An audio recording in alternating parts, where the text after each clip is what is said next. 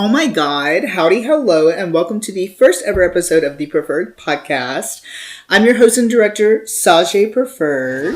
Howdy, bitch. Yes, it's me, Miss Sajay. Don't forget that E. Shady whore serves the tea, the only preferred you'll ever see. For first-time viewers out there, hello. Once again, my name is Sajay Preferred, and I'm a 22-year-old drag queen from Birmingham, Alabama. Here on my channels, I like to spread awareness of Alabama drag and show off all of its talent, because God knows there's a lot. But here specifically on the Preferred Podcast, I'm just going to talk and be a silly goose, because why not? Also, stay tuned at the end of the episode to hear all of my thoughts about the brand new season of RuPaul's Drag Race coming to screens January 5th.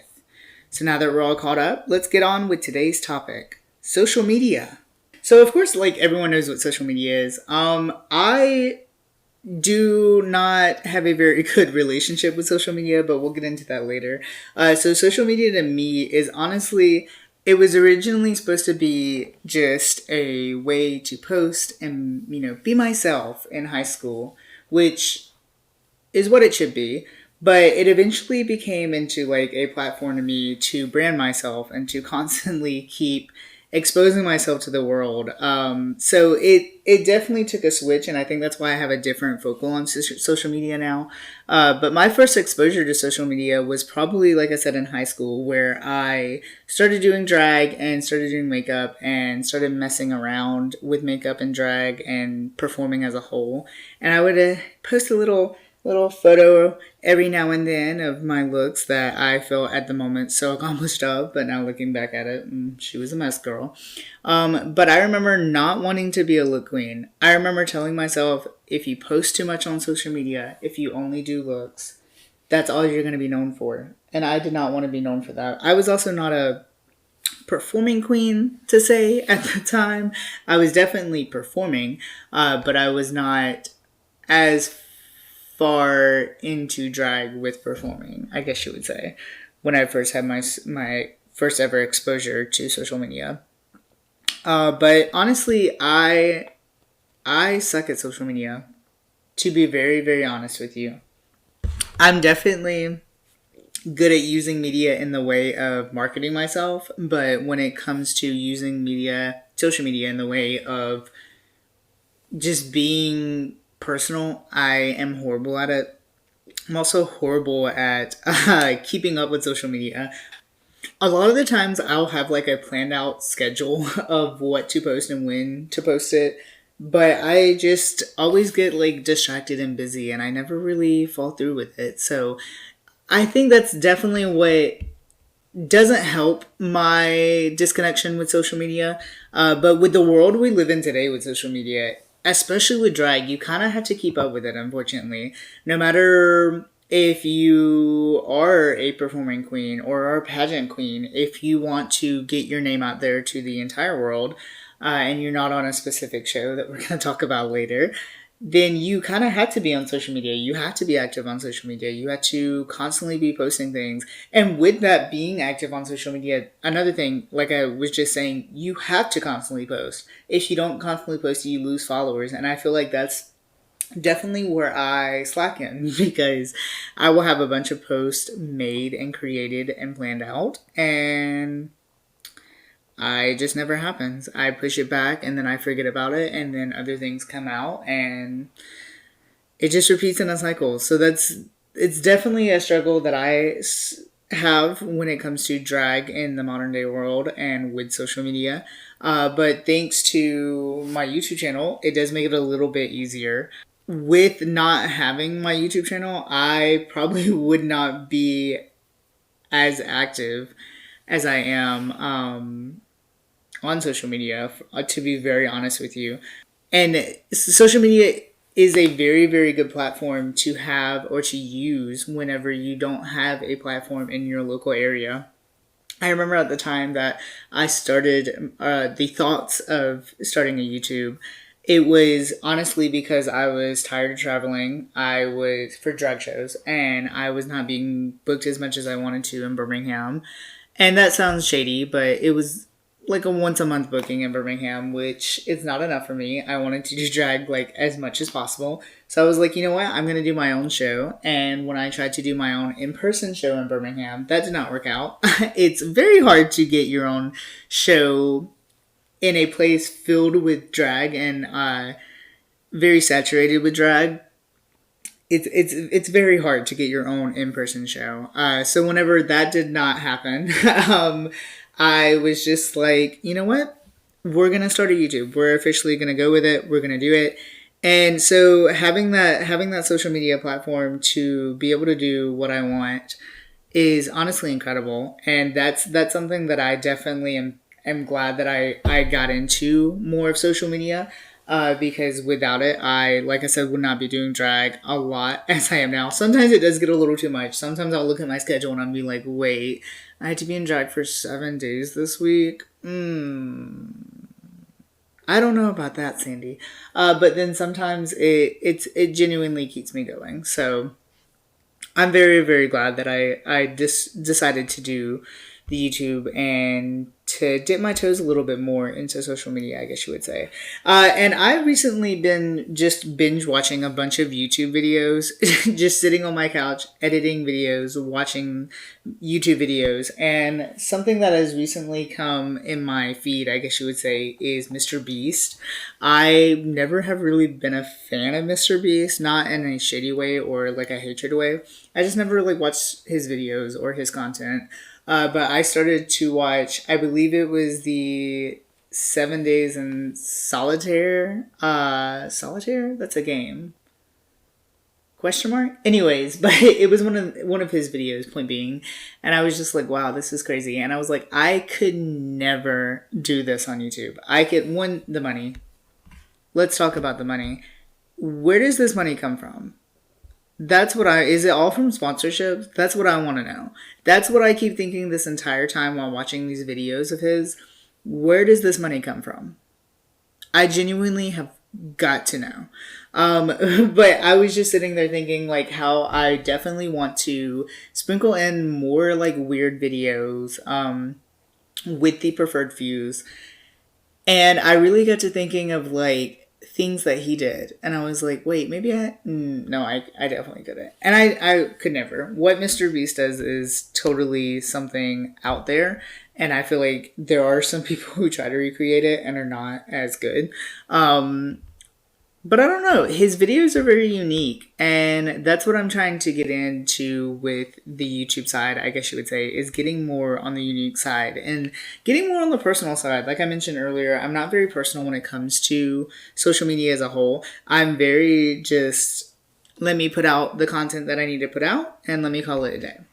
And that's what I try to do. I don't try to unblur the lines. I try to keep them very, very blurred. But in the 2024 season, Happy New Year, everyone. I'm trying to unblur those lines a little bit more. So maybe we'll see some more personal videos. Maybe we'll definitely be seeing that house tour or that drag room tour specifically very, very soon. So I know that's going to be a little bit more personal. But yeah. And social media now. Let's talk about social media now. So, more specifically, when I'm mentioning this side of the topic, I want to talk about Drag Race on social media. So, Drag Race used to be a huge, like when you got on Drag Race, and it still is a huge thing if you get on Drag Race, of course. But when you got on Drag Race, you immediately had so many followers, you immediately had the blue check mark and all this stuff. And I feel like the followers are going down. I feel like the likes are going down, but I can't really make the connection of if it's Drag Race or if it's social media. And the more I think about it, I honestly think it's social media because Drag Race is still winning its Emmys. It's still, winning it's all of its glory, but social media is kind of, in a sense, falling downhill. And I guess it also doesn't help that specifically in this situation, I am referring to Instagram, which is probably the least popular. I wouldn't say the least popular, but one of the lesser popular social media platforms in the current day. I feel like, at least. But I don't know if it's a connection with, and like TikTok as a whole, like I feel like people, and maybe it's just me, but I feel like people are starting to get to a point where they're burnt out on social media, or more so, once again, maybe just me, but the creating of content for social media, it's so much work.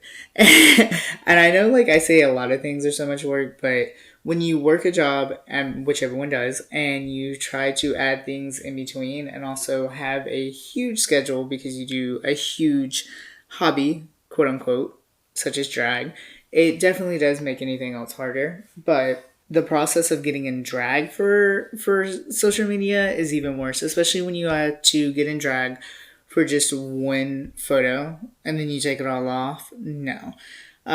So I wonder if that's a determining factor in, or if even if social media or Instagram is dying out. What do y'all think? Y'all let me know on that one. I've had this thought for years, especially with, I've always been a huge fan of Drag Race. Obviously, if you know me, you know, that's like basically the only TV I watch. And every year when the cast is announced, I always notice these things.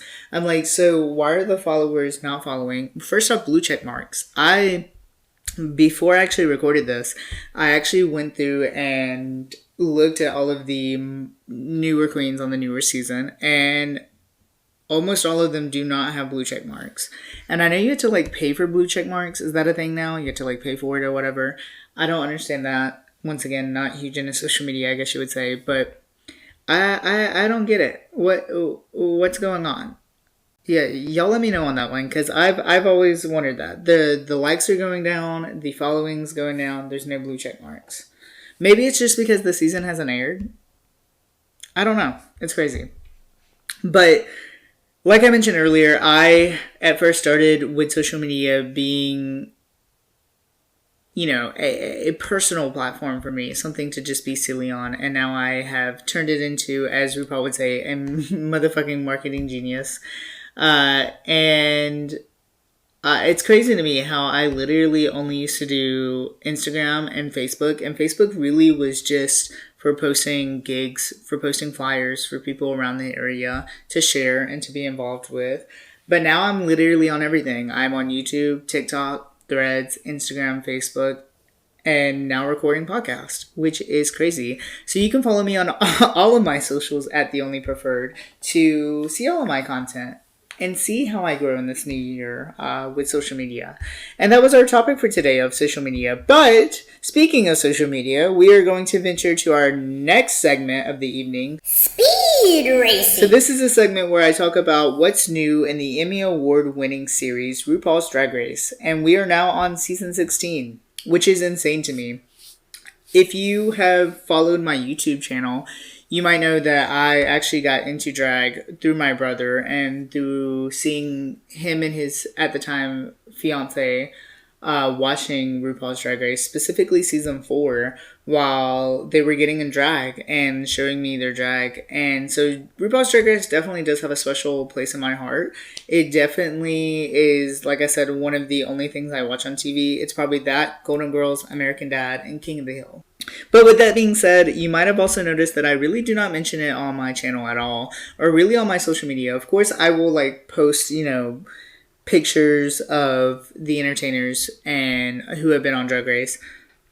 But I never really get into anything too personal when it comes to Drag Race, just because on my social media and specifically on my YouTube, that's not the sole purpose. I feel like that's very overdone with YouTube and drag entertainers reacting or reviewing the newest episode of RuPaul's Drag Race. But that's not what I wanted to do. I really, like I said earlier, wanted to show off all of the local entertainment. But with this segment on the Preferred Podcast, I was just like, you know what? It's going to be smack in the middle of the week. We can watch the episode, have special guests, talk about it on the channel, and just get into it. So let's get into it. Let's get into season 16, coming soon, coming to January 5th. I almost said 15th. Whoops. January 5th. And the cast reveal happened, about 3 weeks ago, around there. And this was a crazy cast reveal. I remember literally going to sleep, waking up, and it was posted, and I was like, wow, okay. But we're going to get into the cast. We're not going to talk about all of them just because there is a very, very long list of cast, and I don't have time for all that. So we're just going to get into the favorites, what I feel like this season's going to be about, and so on and so forth. So favorites starting off, of course, with Dawn. I am obsessed with Dawn. Incredible. Love their makeup. Love their style. Genuinely, I feel like they are going to be very chaotic, very Y2K, very relatable. And I feel like they're going to be a lot of fun, very shady. And I feel like they're going to go pretty far. I feel like they genuinely might make it to the top. I don't know if they'll win, but I feel like they will make it far. And fun fact that I found out, they're also an Aries, a fellow Aries. So we love that. I believe they are an April Aries. Actually, let me look that up real quick. I am genuinely curious. Yes, they are actually a April Aries, which is crazy. So we love a fellow Aries queen. And then the next one I have as my favorite is Safira Cristal. I am obsessed. Makeup, incredible. Very quirky. And whenever I was watching all of the Meet the Queens, I was like, you know what? The only thing that can make this entertainer perfect and really one of my favorites is that they can perform. Check their socials and baby, they can perform the house down boots. So really, really obsessed with her. Cannot wait to see her. And I feel like she might make it far. I feel like she's going to get the edit of she is, and I don't even want to say the edit. I think she's going to get the storyline of she's an older put together queen. I don't want to say older, more established put together queen. And a lot of people think she's going to go far and then she doesn't. So I feel like that's probably what's going to happen with it. But I hope she goes far. And lastly, on one of my favorites is Plain Jane. I'm obsessed with Plain Jane. And I think a lot of it has to do with because looks-wise, to me, she looks a whole lot like Rosé, who was one of my favorites on season 13. And then personality-wise, she gives very Katya, which I know is funny because in her Meet the Queens, she called out Katya and mentioned how she is authentically Russian. But I love the mixture of like incredible glamour, but with dumb, stupid comments. To me, it is like my favorite type of drag. I am obsessed with it. I love it. And I cannot wait to see more on my screen. A huge crazy thing about Plain Jane, though, is when the season was announced, she immediately kind of had some backlash and some controversy for alleged SA. And whenever I dug deep into this, because I was genuinely shocked and I was like, whoa, what is going on? I don't know. Y'all can do your research if you would like. In my opinion, it's a stretch. I do not think it was SA at all. I genuinely think it was someone making a huge reach. And in my opinion, I hate when this happens because I hate when people are torn down for something that is a false accusation. If it is something that genuinely happened, of course, make it known. But the way they did this and the proof that was behind it was just not it for me. It was not selling. It was not a selling point for me. I kept my receipt and returned it. I don't know. It just kind of really bothered me, to be honest, because Plain Jane was obviously just, being a pretty normal drag queen at a pretty normal drag show, in my opinion. And the person in the video was a pretty normal white girl who was pretty normally white girl wasted. And I don't know. I feel like if there was an issue in the moment should have been addressed in the moment. But I don't know. I'm not in the moment. So who knows? But ones who I think we should look out for on this season, I would say Mirage. Mirage is definitely one. And I don't know if it's a good way or a bad way. I definitely give immature vibes from Mirage. I really hate to say that, but I do. And it's not really in her drag at all. It's more so in her personality and the way she carries herself. But she might be an underdog. You never know. She genuinely might be an underdog. Another one is Geneva. I feel like everyone of course, loves Geneva. I love Geneva. I'm kind of looking for a little bit more.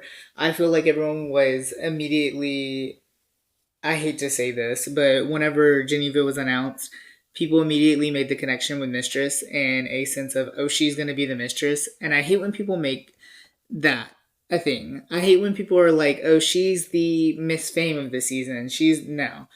No, we're not comparing queens. That's a no for me. Looks wise, maybe. Like, I do not see Mistress and Geneva at all, personally. I've heard a lot of people compare the two though. And I do not agree with it. Of course they're both from Texas, but I don't think that is a genuine comparison. But of course, I feel like she's definitely going to be one to look out for. Not only for the crown, but also for looks. These looks were incredible that she served, and I feel like she's going to be a huge look queen of the season. So I'm definitely going to be keeping my eyes on her. And of course, she's a big girl. I love a big girl supporting, big girl support. And then last, but of course not at least, Morphine. What is it? Morphine Love Dion. I definitely think she is going to be an outcast, an underdog. I think she's going to be underlooked by most of the other entertainers on the season. I think a lot of people are going to be like, oh, she's just a pretty face. She's younger. No one's going to really give her the credit that she deserves, but she's stunning. When I first started doing makeup in high school, I looked up a video of best drag foundation on the cheaper end because I was in high school. I was working a very limited hour job with very limited pay, and Morphine was actually one of the first ones that popped up, and I watched, and she was reviewing the Wet n Wild Photo Focus, I believe that's what it's called, foundation. And I don't know if anyone has ever gotten into that foundation, but it smells like paint. So just putting that out there. But yeah, I've been following Morphine for quite some time now, and she can perform. And I feel like a lot of people are not gonna think of that whenever they see her in the workroom environment, but the bitch can perform. That is for a fact. So let's talk about this season as a whole. My first thoughts. I mentioned the entertainers that I feel like are gonna go far and that I feel like are gonna make it and that I feel like are people to look out for. But the promo. Let's get into this promo. The promo was not it for me, and a lot of it I do not like anything military. I guess you would say around. What am I trying to say? Military. I don't know what I'm trying to say. I don't like anything camouflage or like USA. That's not for me at all. So whenever I kind of saw this promo, I was a little disappointed. And I've kind of heard through the grapevine and through watching Willem and Alaska that this was not the original promo, which kind of gags me, but I can also see. Apparently, like, the original promo was something to do with war, and with everything going on, they were just like, let's scratch it. So I don't really know what this promo is. I don't know what the theme is. Like, I love the huge screen, but I don't know what anything else is. And then in the Meet the Queens, the rocks. I was so confused. I was like, so is this like an apocalypse situation? And immediately, even when Sasha Colby came on the screen, I thought of the season 12 promo. Do y'all remember that one with the theme was like literally the apocalypse, and Evie Oddly was in the middle of the screen, or it was like the revolution or whatever, which is weird because that's also what they kept saying in the season 15 promo. So I don't know. Did they just reuse a promo theme? I don't know. But like I said, the huge screen as a whole was really gaggy. I enjoyed that. That was incredible. I genuinely, like I said, enjoyed it. And also MTV Money. We love to see it. But I'm not gonna lie, I'm a little worried so far. The cast was not, I don't know. I'm very excited to see what this season gives, and also the gags. I'm genuinely super, super curious about all these gags that they have planned. Even in the trailers and, the teasers. Everything going on. I don't know. So we're going to get into it later on in the weeks to come of the Preferred podcast, but Let me know how you feel about this promo or this season, or your thoughts, and who's your favorite. I know my number one in my heart is Dawn. I'm obsessed with Dawn. I am rooting for Dawn, and I hope they win. But don't forget to catch the new season of RuPaul's Drag Race on MTV starting January 5th, and of course come to the channel the next week to see our review. And you never know who might be on the channel to help me feel less lonely and to help me review the episode of RuPaul's Drag Race, because God knows it gets very lonely talking to yourself into a microphone. You know, it's not always fun. But hey, sometimes when you get a little medicated and you just talk, it just comes out. So, but yeah, stay tuned next week for a new review on the newest episode. New. So we have made it to our closing segment called Newer New News, which is where I share all of the information coming soon to the channels and what you can expect to see. So, of course, starting off with the YouTube channel, The Only Preferred, you can catch the Preferred Recap with me and Amber Valentine as we go through all of the videos from this year and discuss them. We review them, we talk about them, we give them a thumbs up, thumbs down. We look at the most liked video, the most popular video, and so on and so forth. So definitely go out and give it a watch, give it a like, and of course make sure to subscribe to the YouTube at The Only Preferred. But of course we have a bunch of different new features coming to the channel. One of those being a brand new set, which is in the works. It's almost done. It will be it will definitely be a part of our very first The Preferred Few for the new year and for the whole 2024 year. And it's almost there. It's almost completely finished, and I'm so excited to show you all because it's definitely something that's very me. If you've been following me for a minute, you will immediately recognize this. And it's something that, I hold it to my heart. It's a part of me, I guess you would say. But yeah, the next video, of course, will be coming out next Sunday, and it's going to be with a very special guest. Spoiler alert, it is a next The Preferred Few, and I can't wait for y'all to see who the special guest is, someone I've been wanting to have on the channel for a hot second. And there will also be a brand new part of the Preferred Fews, speaking of those, where you, as an audience member, get to ask questions. And I'm also going to be carrying that through here with the podcast as well, which we'll get into here in a minute. But yeah, so if you would like to ask questions, you can go on to my Linktree, which is that what it's called? Linktree? Hold up. Is it Linktree or LinkedIn? It is Linktree. Okay, I was like, hold on, let me not be tripping. So yeah, you can go on to any of my social medias at The Only Preferred. And you can click that little link where it says Linktree. Fun fact is it says The Only Pre, which is so funny to me. But you can click that and ask away. Ask all your questions for not only the special guest, but also for me on the Preferred Podcast every Wednesday. And not to mention, we have another volume for the Preferred Show coming out very, very soon. This podcast is coming out January 3rd. The show is on January 13th in Dothan, Alabama at Dothan Dance Club, 2563 Ross Clark Circles. I've been making so many flyers to the point where I know the address by heart. But yeah, come out, support if you would like. I guess that's the end of that statement. If you would like, just come out and support. But now it's time for Question of Slay. So now we're going to get into the questions that I was mentioning earlier that you can ask. And for the sake of today's first ever video, I actually have 2 questions, which usually I'm just going to be doing 1. And you can ask these, like I said, on my Linktree. Click the link. It says ask away. Ask away. Ask your questions. But the first question I have is from an anonymous viewer, and it says, do you have trust issues? And this one is so funny to me because, yes, absolutely, I 1000% have trust issues to the max. And a lot of it has to do with people in the past who have messed me up. And, I feel like I get to a clean slate, a clear level, I'm ready to go, and someone comes in my life and messes me up again. So I definitely do have trust issues, and it's something that I'm working on, I guess you can say, with the new year, but it's hard, especially in the world that we live in today. You know, I feel like people are so untrustworthy. I feel like I don't know. I feel like there's only like 3 people I trust in today's world, and that's not fun. You know what I mean? So yeah, trust issues for the win.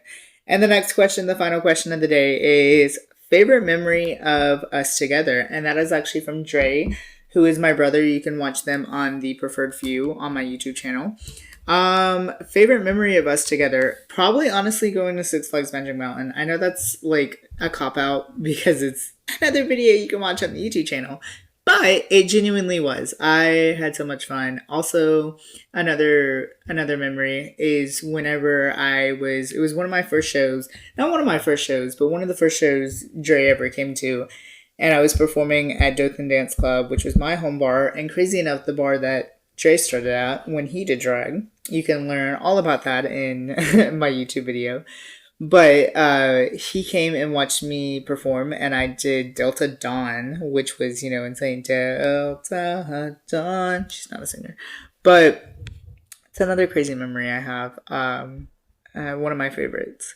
But yeah, that's the questions of Slay. We'll get into next week's questions. Make sure to submit your questions on my link tree. Like I said, ask away. And feel free to leave your name if you're too scared. If you leave your name, you will be on the channel. If, announced on the channel, not invited to be on the channel.